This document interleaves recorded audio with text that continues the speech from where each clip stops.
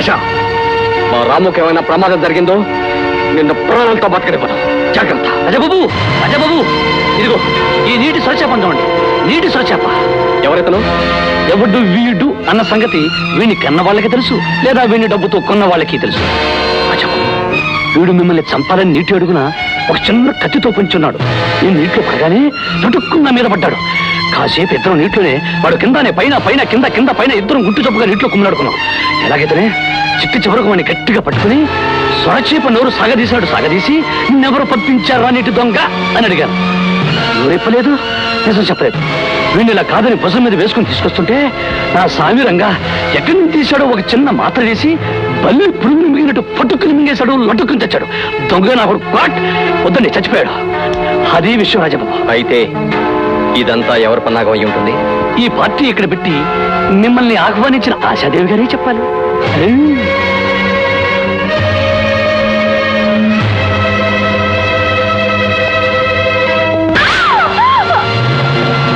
అర్థమైంది ఆశ. పాల లాంటి నీ రూపం వెనక పామ లాంటి మనసు ఉందని నాకు ఇప్పుడే అర్థమైంది. నేను పిచ్చివాణ్ణి, అందుకే నేను ప్రేమించాను, ఆరాధించాను. కానీ నువ్వు నటించావు, నమ్మించావు. నీ అందమనే మైకం తల్లి నన్ను అంతం చేయాలని చూశావు. నీలాంటి ఆడదాన్ని ప్రేమించడం పొరపాటు, క్షమించడం నేరం, బ్రతికొండనివ్వటం తప్పు అవుతుంది. అందుకే చెప్తున్నాను, నన్ను చంపాలని కోరుకున్న నువ్వు ఇప్పుడు నీ సావుని కోరుకో. నువ్వు చేసిన తప్పుకి నీకు నువ్వే శిక్ష విధించుకో. నీ చేత్తో నువ్వే ప్రాణం తీసుకో. లేదా తప్పని తెలిసినా సరే నిన్ను చంపడం నాకు తప్పనిసరి అవుతుంది. ఇప్పుడు నీ గొంతులోంచి రావాల్సింది ఆ పిలుపు కాదు, సావు కేక ఒక్కటే. రాజాబాబు, నేను నా ప్రాణాన్ని ప్రేమించే మనిషిని కాను. అందుకే చావంటే భయం లేదు, బ్రతుకంటే మోజు లేదు, పోతాననే బాధ లేదు, ఉండాలనే ఆశ లేదు. నాకున్న బాధల్లా ఒక్కటే, నా వేసవి బ్రతుకులో వసంతంలా వచ్చింది మీరే. మిమ్మల్ని పొందిన మరుక్షణంలోనే పోగొట్టుకున్నాను. అది నిజంగా నా దురదృష్టం. ఇప్పుడు నేనేం చెప్పినా మీరు నమ్మరని నాకు తెలుసు. కానీ నాదొక్క కోరిక, మీ ప్రాణాన్ని కాపాడడానికి నన్ను మరికొన్ని రోజులు ప్రాణాలతో ఉండనివ్వండి. ఇలాంటి వాళ్ళు బ్రతికుంటే చాలా మంది జీవితాలకి ముప్పు కలుగుతుంది. అందుకే నిన్ను నా చేతులతో నేనే చంపుతాను. వద్దు రాజాబాబు, మంచికి మరో పేరైన మీరు నన్ను చంపి హంతకులవ్వడానికి వీల్లేదు. నా చావుకి నేనే స్వాగతం చెప్తాను.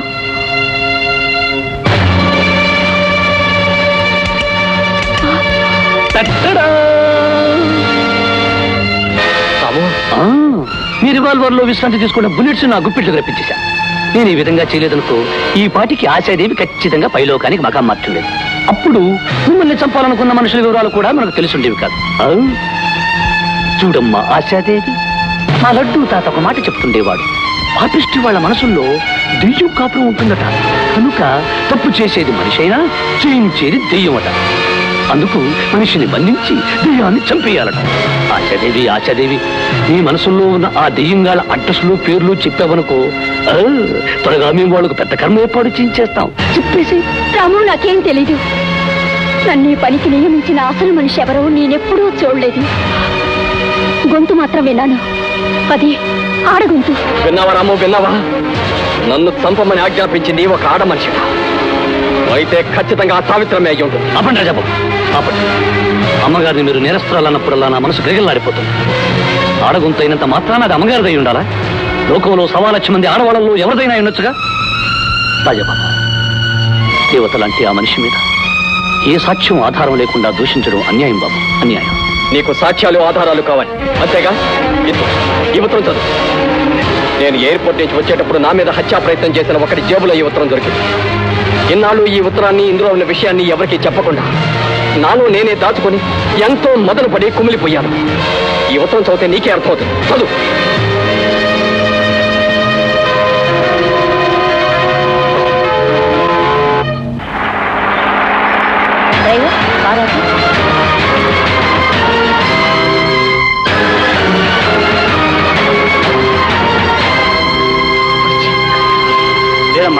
ఆ భుజంగం ఖచ్చితంగా చనిపోయాడు. మీరు పొరపాటు పడి ఉంటారు. లేదు విశ్వనాథం గారు, నేనేమాత్రం పొరపాటు పడలేదు. నేను వాడిని కళ్ళారా చూశాను. వాడు ఇంకా బ్రతికే ఉన్నాడు. వాడు చావు ఎలా తప్పించుకున్నాడో మీరు తెలుసుకోవాలి. ఆ. రాజా, ఇంకా అవును, నేనే. ఏ రాకూడని సమయంలో వచ్చి వినకూడని మాటలు వింటున్నానా? నా చావుకి చాలా తెలివిగా పథకం వేశావు. కానీ కథ అడ్డం తిరిగి నేను బ్రతికి బయటపడేసరికి నీ పథకంలోని పార్ట్నర్స్కి ఫోన్ చేసి బాధపడుతున్నావు కదూ. ఎవడు వాడు? నువ్విచ్చే డబ్బు కాసపడి నన్ను చంపాలనుకున్న అందించుడెవడు? ఇప్పుడు నీతో నా హత్యా ప్రయత్నం గురించి ఫోన్లో మాట్లాడిన ఆ పాపిస్తూ వాడేవాడు? రాజా, ఏమిటి బాబు ఆ మాటలో? నిన్ను చంపాలని పథకం వేశానా? నా ప్రాణానికి ప్రాణమైన బిడ్డవి నేను నీ ప్రాణాలు తీయాలని అనుకుంటానా? నేను నీ అమ్మని బాబు. ఏ అమ్మైనా కొడుకు 100 ఏళ్ళు జీవించాలని దీవిస్తుందే తప్ప కావాలని కోరుకోదు బాబు. అమ్మ ఎవరికి నువ్వు అమ్మవి? నాకు నిజమేమిటో తెలుసు, నువ్వేమిటో తెలుసు. నేను కళ్ళు తెరిసిన మరుక్షణమే నా కన్న తల్లి కన్ను మూసింది. పసివాడినైనా నా మీద ప్రేమ నటించి మా నాన్నగారిని నీ మాయలో పడేసి